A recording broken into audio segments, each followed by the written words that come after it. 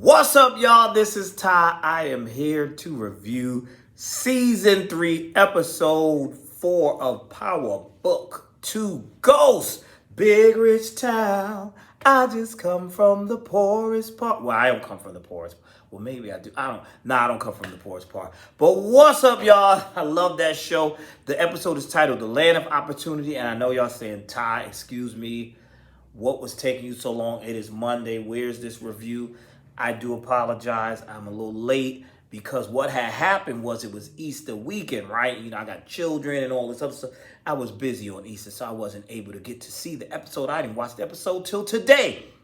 That's why you're getting the review today. But shout outs to my lovely subscribers. Y'all are holding me down, keeping this channel going and growing. Shout outs to folks like Quentin Baptiste, the R.C. Kroger, TySings World, Lamont Simpson, Savannah Rivers, Amore Dupree, and all the rest of you lovely people that's holding me down in the comment section and watching this show with me. With that being said, let's get right down to this episode. Let's start in the classroom. I don't talk about the classrooms enough, the classroom scenes enough. They're really good. I like the discussions that they have.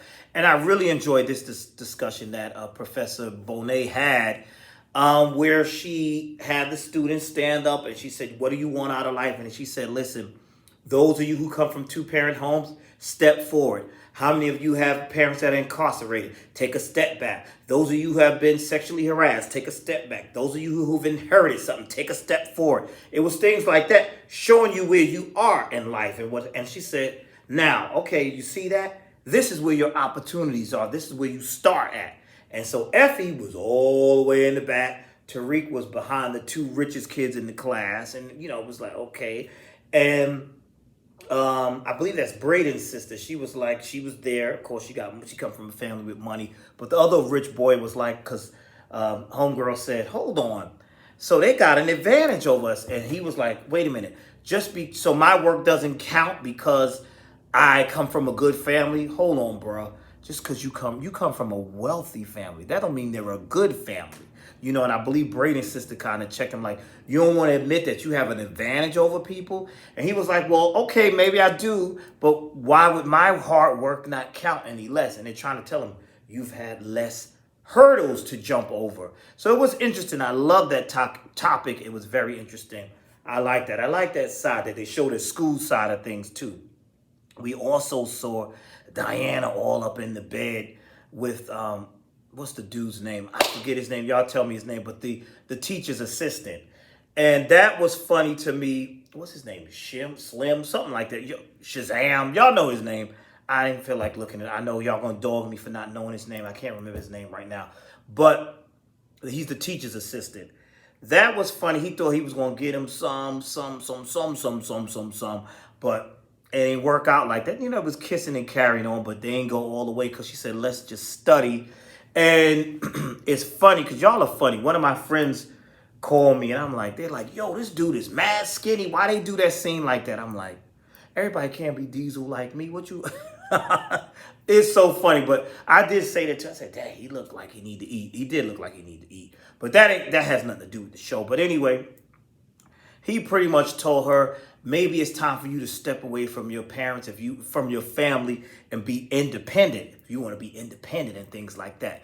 Now, we also saw in this episode, they revealed this mural for Zeke, and they surprised Monet. You had Lorenzo, you had the whole family there. And here come Whitman, all up in it, harassing. I'm like, this dude just doesn't know how to stop.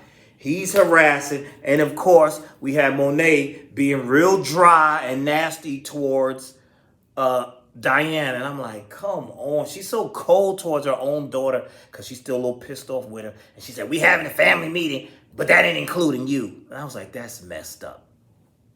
So they have the family meeting without Diana, of course.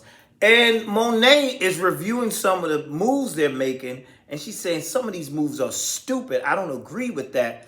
But she's like, cut that ties in Brooklyn. I don't like that. That ain't working. I don't like that. And all this other stuff.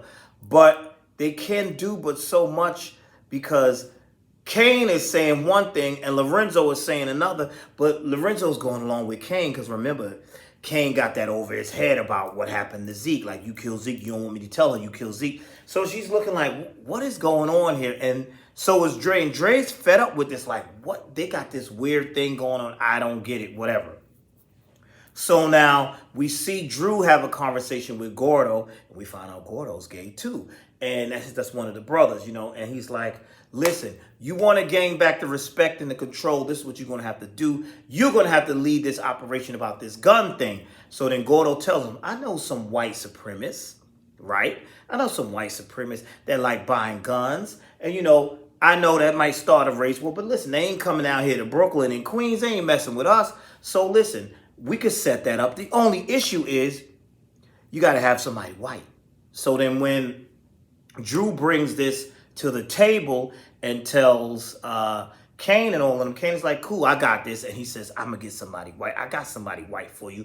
And that is Braden. So now they're going to have Braden help them get those guns over there. Meanwhile, while that's going on, at Western Corporation, they're trying to persuade Ron Samuel Jenkins, a.k.a. RSJ, the richest black man in the country, or is it the world, but in the country, to sign on with Weston Holdings. But then Weston's, Braden's cousin says something. I'm sorry, not Braden's cousin. Braden's uncle says something about pulling up from the bootstraps that turns him off. So he's like, what was that about? So then he has a conversation with Tariq, and he's like, what was that about? And Tariq said, well, he knows that, this whole token thing. He said, listen, you're going to lose your internship if you don't get this man to come back here and sign with us. You're going to lose that internship. So Tariq has to figure some things out. And then they do come to a conclusion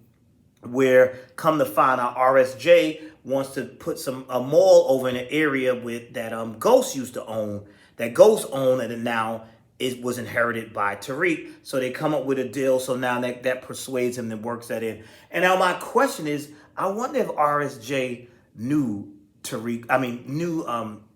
James St. Patrick. I'm curious about that. What's their relationship? That was interesting. That was all interesting. So that was that. We had that going on. We also had where we saw Effie feeling like she needs to tell Tariq the truth about what really happened because he held her down, this, that, and the third. But then after having a conversation with him, she's like, she's getting real close with him. She's like, you know what? Maybe he shouldn't know. Maybe he doesn't need to know. Now, this takes us back to the whole gun deal, right? So now you have Drew thinking he's going to go make this transaction. Kane undecided, I got this. You good. You could stay. You still going to get paid. As no, it was your idea, but you go on about your business. Me and Dad are going to go up here, and we're going to handle this, and we're going to have Braden do all of this.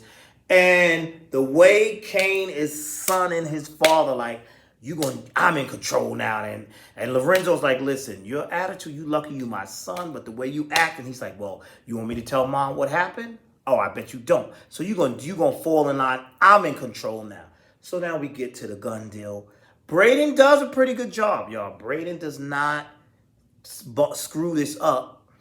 The guy's asking him all these questions. How do you know Gordo, this, that, and the third? He's like, don't worry about all that. Don't worry about where I'm from. The guy ain't cool with all that. The guy's taking pictures of him. And then they decide, let's follow Braden back to the hotel, to the motel. Braden goes to the motel, drops the money off to Kane and Lorenzo. And what happens? He leaves. They're scoping the place out there like, oh, we think he by himself. The militia saw that was a person to call. He said, let's go in there and attack. They ready to go in there and attack. Lorenzo's already saying something don't feel right, something don't feel right. Of course, the militia goes in there and attacks. Of course, luckily, Lorenzo and Kane, they handle these guys. And there's the scene where Kane almost got shot real bad. But Lorenzo pushed him out of the way, handled the guy. And who's coming in here to the rescue? Drew and Gordo. And Drew and Gordo help fight off the militia and then, take care of them. And then Kane goes and gets those guns. Now they got the money and the guns. But now this is when he has that moment where he realized, you know what?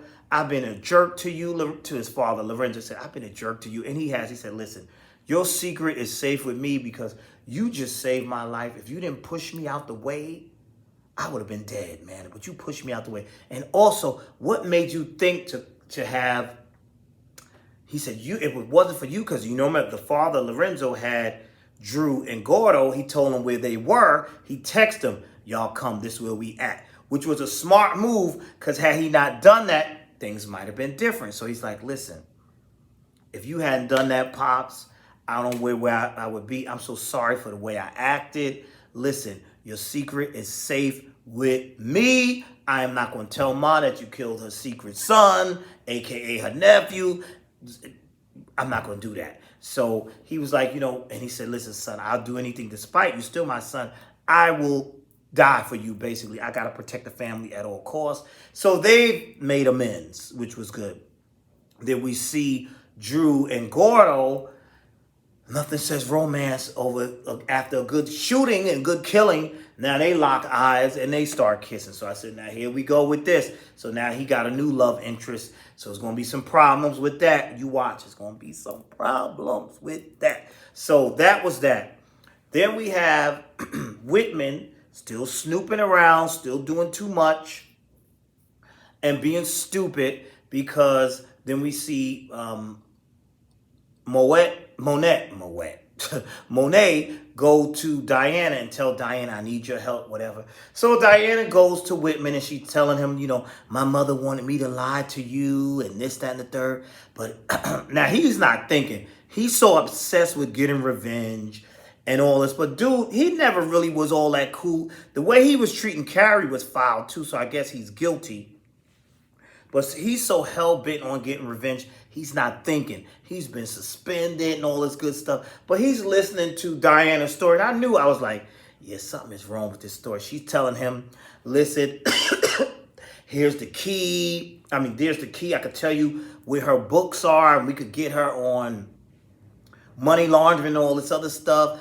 And I know when she's not going to be home. So you can come in and you can get the books and all this stuff. And I'm like, this ain't right. But him being obsessed that he is, the way he is, he goes over there. He disables the camera, gets in the house, gets in there. Diana's at the top of the stairs with her phone. And she's like, 911, there's an intruder. And he's like, what are you doing? Monet's standing right there with the gun. He's like, but I'm a cop. Dude, this is the Tejada family. You think they care about that? She kills him, and now we're playing this whole self-defense thing. And now when, they're telling the story, and Diana is like, she tells her mom, she said, wait a minute, I thought we were just going to get him arrested. I didn't know you was going to kill him and all this other stuff. Like, Diana, come on. Don't you know how ruthless your mother is? So they have this whole thing where she's speaking to the police and she's saying, he attacked me. And Monet was like, punch me, hit me, hit me. So Diana hits her so it could look like he attacked her and all this other stuff. And that she had to shoot him in self-defense and all this stuff. So now, when that happens, the lawyer Davis comes in. And Davis is like, okay, you don't say nothing. They're going to take you down for questioning. But then Davis gives her a file. But now, as that's going on, we have Kane, who has realized, and he's reflecting. He realized, okay, my father helped me, whatever. He's not going to hold things over people's heads. We've seen Effie text him saying, listen, I can't tell Tariq that I killed Lauren, so please don't say nothing to him. He said, I got you. And I believe him because I feel like he's like, you know what? I'm not going to hold that over your head, because he see how he was holding stuff over his father's head. I ain't going to do that. I ain't going to do that. But guess what, y'all? Lauren ain't dead. She's not dead. She was bitching and moaning and complaining about when is she going to get her chance to be free. And it's unfair how they walking free, and she's trying to give them evidence on that. But she ain't dead. She's not dead. So that, her scene kind of annoyed me, because I'm like, you're dealing with dangerous people, Lauren. Let these people help you. You can't just go back home to mama right now, because things are a little rough right now. So that was that. So now back to Monet. Monet's looking through this file, and she sees that during Whitman's files, it says something about Lorenzo to hide his fingerprints being on the crime scene of Zeke's murder. And she's like, what would Lorenzo have to do with this? And so then as she's thinking that, she's talking to Davis about that, Lorenzo comes and gives her a hug. She got that look in her eyes. I'm like, she's still going to find out what happened. And I'm like, is she going to kill Lorenzo for killing her son, even though it was a mistake? But that was that. This was a good episode. There's always twists and turns and this and that in this show. That was a good episode. I can't wait till next week. Y'all tell me your thoughts. Don't forget to like, comment, and subscribe. And I will see you all in the next video.